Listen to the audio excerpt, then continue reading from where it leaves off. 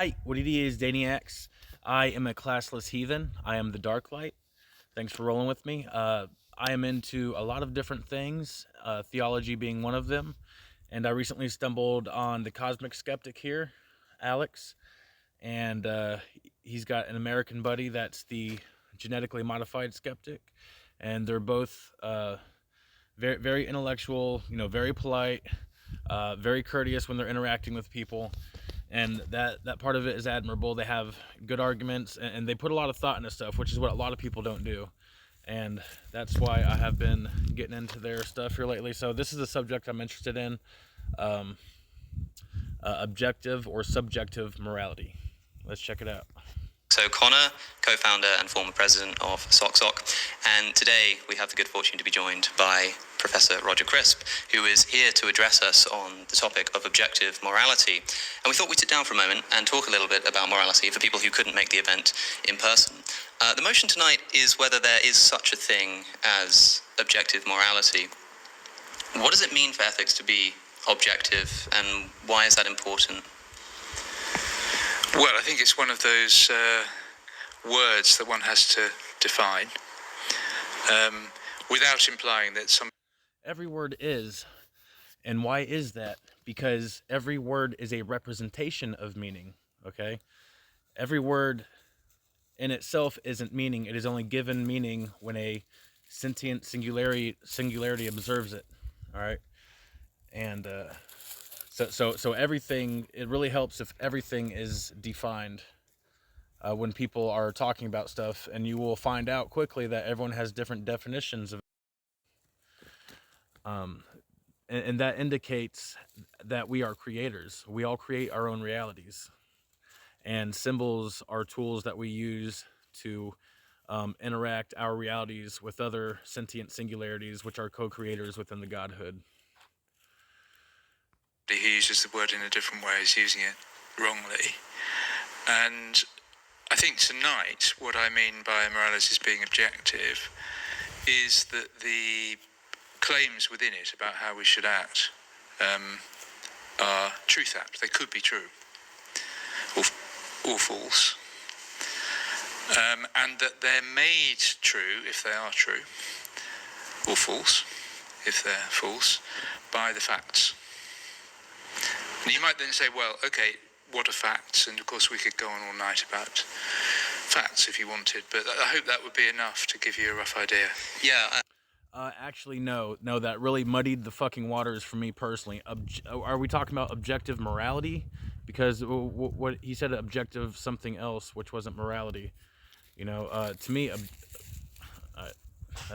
let's go with it. Let's have it, Alex. I know a lot of people will, if you are somebody who thinks that ethics is a real thing but a subjective thing based on interest or preference or something like this, that they might still think that moral claims are truth-apt. It's just that they can be subjectively true or false. Would you say that that's a misguided view of what subjective ethics would be? Okay, so religions love their objective reality because if they can establish ethics or morality, and also entailing an objective reality, which they right. I apologize for the difficulties. I've been making 150 videos like this. I haven't quite had the money to get my equipment yet and stuff, so this is what I got to deal with. That's the dedication I'm putting in right here. I'm putting in these videos knowing that the quality is just going to suck on them. All right, but I'm still dropping some good points here and there. So anyway, just to basic boil it down, my perception, okay? Reality is subjective, or morality and ethics is all 100% subjective because it requires a sentient singularity or a being to feel those ethics or morality, and that is inherently subjective. Now, you then have religious groups that go around and they try to establish an objective. They are subjectively juxtaposing and superimposing artificially their subjective morality onto the rest of the world. And then they want to sit back and call it objectivity. It's hilarious. It's hilarious to me. So in a nutshell, that's it. Since we are conscious, sentient, aware, nothing except for a being can feel morality and ethics. Therefore, it is inherently subjective. I think there are people who've done this, and they have views of truth which would be more minimal than mine. So you're quite right. That you can play with the notion of truth, so that a subjective view could allow for truth. But Okay. Got a few subscribers, right? And most of them know me personally and stuff. One of them told me, he's like, dude, you are interrupting these people way too much. And I'm like, bro, like, I have thoughts. This is a reaction. If you want to see the original, uncut and uninterrupted, go see the original, okay? The only reason you're watching this is for my commentary. So you get a whole bunch of 2 cents with me. A whole bunch. I think I'm really thinking of truth in the way that most people think about it. I'm imagining somebody who thinks that, well, ethics is just essentially a euphemism for preference. You know, when I say that murder is wrong, it means something like I don't like murder. And so it's true for me that murder is wrong. And the thing that makes it true is the fact that, psychologically speaking, I don't like murder. But because that fact is a fact about my brain, even though it seems to be a fact that makes something true for me, maybe in the way that it can be true for me that, you know, it's not raining outside, but it's true for somebody in, I don't know, somewhere else in the country or somewhere else in the world that it is. It's true that it's not raining for me, but it seems somehow dependent on the subject. It seems to me that a definition of ethics that says it's objective if it's truth apt, and It's true for me that I'm moist. made true by facts might be countered by a subjectivist with reference to that kind of truth and falsity about the state of a person's mind, you know. Yeah. So, I mean, if we take the view that you called subjective, according to which the statement X is wrong means I don't like it. Okay, well, when he was talking about, and see, this me playing fidgeting, that's just me trying to keep from pausing it and talking, because I've had something to say this whole time. So, what he was talking about with, okay, we have to go back to truth and establish what your truth is, all that points back the power of perception, the power of our conscious mind. That is the cosmos, is consciousness, okay? And consciousness in motion, that's what we all are. Every single life, every single second of every single reality is the expression of God in motion. Let's go. X. That's an objective view, according to me. So that would be a kind of objective ethics. Yeah, it'd be a very odd view. So what are some examples of things that are not objective ethical theories that would you say that it would have to be something that has no truth aptness, like ethical emotivism or something like that, or is it that any system of ethics in which you can describe propositions as true and false is going to be objective in your understanding? Yeah, so emotivism is a good example. I think many so-called subjectivist views have the spectre of emotivism behind them. So if we understand emotivism as the view that when somebody says that X is wrong, they're essentially saying, boo to X, down with X, they're expressing an emotion. As you say, that's not truth apt. That would clearly count in the sense I'm using as a subjectivist view. But, you know, because it's philosophy, people mean all sorts of things by objectivism and subjectivism.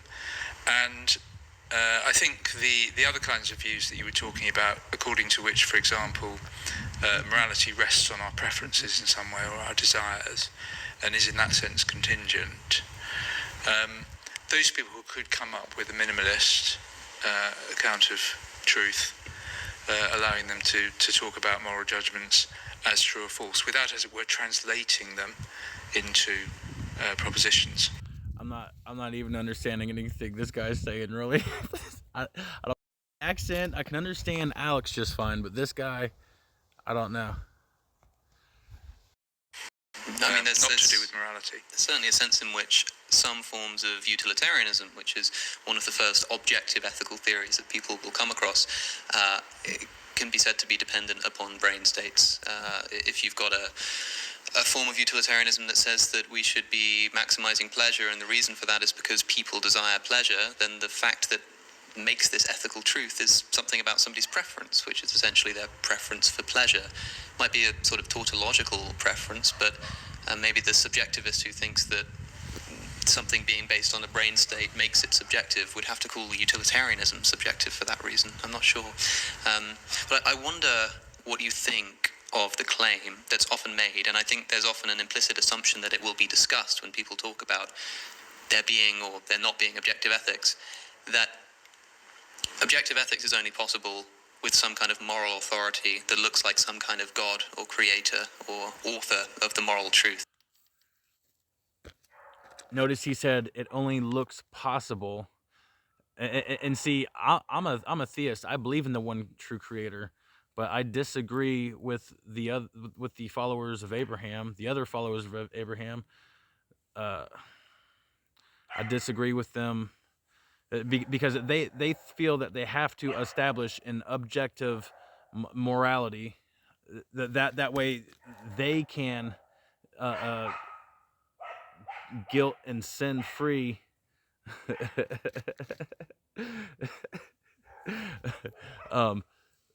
by any means necessary inflict their morality on others, which has resulted in mass murder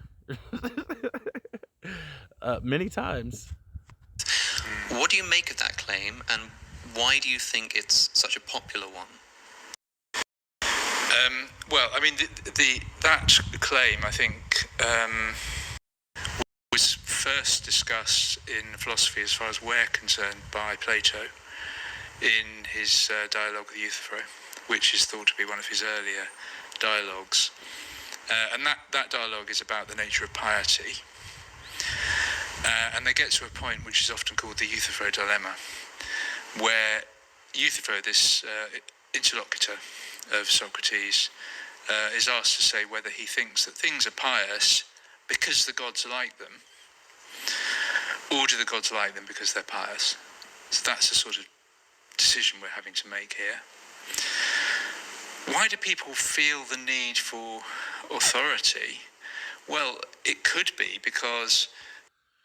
Okay, the only authority comes from self, from our sovereign divine connection to the Creator as creations. That is where authority comes from. So authority is artificially imposed on some co-creators over others, co-creators within establishments that know that everyone is God, and they're trying to keep that information from everyone. And a very powerful tool that they do is to say, okay, God created everything, but then they separate it, you know, which that fissure in theology alone drives a lot of people away from the Abrahamic religion, because they're like, I mean, I'm going to talk about the Christian side mostly right now, is they're like, okay, well, if God is all good, how can all these bad things happen? And that's where they bring the devil in conveniently, right? It's like, no, God created every single thing. God is not from anything, from any event, from any name. God is interwoven into the fabric of every aspect of creation. It's not some dude in the sky somewhere. It is literally every single thing that is said to be and not to be within any kind of known existence, right? The one true creator, right? but the followers of Abraham like to then, okay, so because everyone has their own divine sovereign connection, and that's the one thing that establishments and systems like to do is to coerce their fellow co-creators into relinquishing their divine sovereignty unto the systems and establishments, and they do this in a lot of different ways. One of their powerful weapons is sin. Sin, starting with the original sin, right? Starting with the division, right? The fall from grace, supposedly, right? Somehow one of God's creations turned on him, and God is jealous. What? No, no, God is not jealous of what? Of what? Everything within creation is God. There is nothing to be jealous of. So these petty and also adolescent human emotions, because a mature human uh, can rise above that base, like. All right, Alex, take it away, bro. They're inclined to think that we need the gods in our account of piety or rightness and wrongness or whatever it is, because otherwise there wouldn't be any moral truths or moral facts. They somehow have to be made true by God or whoever it is. Okay, yep, that's what Abraham loved to say, is there is no morality without our God. There was morality way before your God was even thought of. And every culture has their own morality, okay, because it is subjective. Every culture has their own. What is accepted in one place in time is totally acceptable in another place in time, right? Yes. And but that's a tool that they like to use, and honestly, the church and the Bible are chains to ascension. They are because at the very top they know that everyone is God. At the very top they all know that everyone is God, but they like to superimpose the perception that we are below them when we are the same. We are all the same. Everyone is a co-creator. Everyone is the son of God. And when you accept that at its base level, that tells you you do not need the church. You do not need the Bible. Everyone has that connection within themselves. You don't need someone to dictate that connection to you. All you need to realize is that you are the connection. All you need to realize is that you are the connection. You are the phoenix fire. You are the life inside the life stream. You are the lucid dream of yourself. By the individual with authority. But I think people who are skeptical about theism, for example, or theists who have a more robust conception of morality will say, no, these things stand on their own. If things are pious, the gods may well like them because they're pious, but they're not pious because the gods like them. Sense. I think a struggle that people will have in saying that there is an objective truth, as you've defined it. This means moral statements that are truth apt, and the thing that determines their truth value are the facts. Generally speaking, when we're talking about facts, we're talking about descriptive facts, facts about the way things are, facts about the universe. And famously, it's impossible on many people's opinion, I should say, because some people surely deny it, that you can derive ought from ises, that you can get moral statements that are made true by non-moral statements. So when you say that there might be a conception of objective ethics, which is, and these propositions are made true by the facts, are those facts necessarily prescriptive facts, or can moral claims be made true by descriptive, non-moral facts? Well, no. all his word salad, guys. It's like objective ethics. Ethics right there in itself. I mean, I'm just gonna be repeating myself at this point. but I am. I was actually talking to this atheist that was defending objective morality, and I had such a good argument that he just erased the whole conversation and acted like it never happened. No, I mean, I'm just saying, like, okay, and to all you theists out there, I am a theist. I believe in the one true God. You do not need objective morality to justify your subjective morality. Let that weight off, brother. You don't need it. Your subjective morality is the basis for its own validity. Because we are co-creators within the Godhead. Because we are all sons of God. All right, roll with it, Alex. They can't, but I don't think this is a problem. Realists, because they'll say you're rigging the game, not allowing there to be moral facts to start with. So it could be that you can only draw a moral conclusion from a set of premises, including a moral claim. But there's nothing to stop the realist saying that moral claim is made true by a moral fact.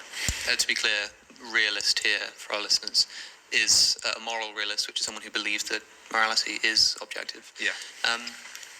For such a person who says, okay, well, yes, you can only describe prescriptive, that is, moral ought statements from other moral ought statements, you require some kind or some set, perhaps, of fundamental prescriptive fact, in the way that descriptive epistemology probably requires some fundamental descriptive fact, that the universe exists, that our sense data is accurate, something like this.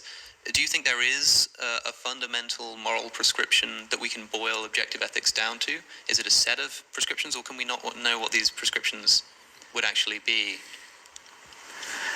Well, I'm inclined to think that there is a set. I mean, it may include only one principle, I don't know. Because it seems to me that certain normative or moral propositions are very hard to deny if we use normative in a broad sense. So, for example, it seems to me that it's true that severe suffering is bad for me. That seems like an evaluative fact. It seems to me that, at least other things being equal, I have a reason to avoid severe suffering. That's a normative fact about reasons that I have to act. So I suspect that the truth value and about reasons will consist in the correct such propositions. And I'd be very surprised if the two I mentioned weren't in there. One, I certainly would say that any attempts to objectify ethics, without God at least, tend to start with something like at least human suffering being bad in some respect, even if just for that one person. You said that to be an objective moral statement, it must be made true by the facts.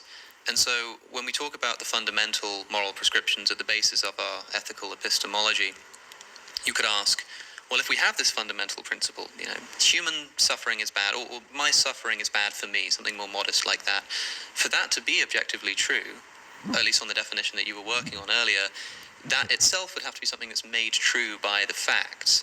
Or would you say that those are some forms of objective moral truths that are immune from being made true by other facts about the universe? What's the fact what's the proposition that's being made true? Or whatever the fundamental ethical prescription would be. So whatever it breaks down to, if you keep asking, well, what makes P true? Oh, I see what you mean. All right, that's a cute little conversation, guys. I mean, I dropped my basic points. I repeated them a couple times. I threw out some of my 2 cents. And and I'm having a hard time understanding these guys right here. Their accents mostly. Their accents, yeah, it's just the accents. No, I mean, it's like, just define what you think ethic morality is, basically. Like, I don't even know what these guys are doing. These guys are just doing intellectual masturbation right here, which is cool. That's cool, guys. Just not my type, I guess. I don't know. Definitely you, Alex, but I don't know about that duo right there. I want to see Alex get together with Drew from Genetically Modified a skeptic. Alex is Cosmic Skeptic. This guy right here is Socratic Society. I'm Dane Darklight. Step into Dane's world. Appreciate it. Thank you guys for rolling with me.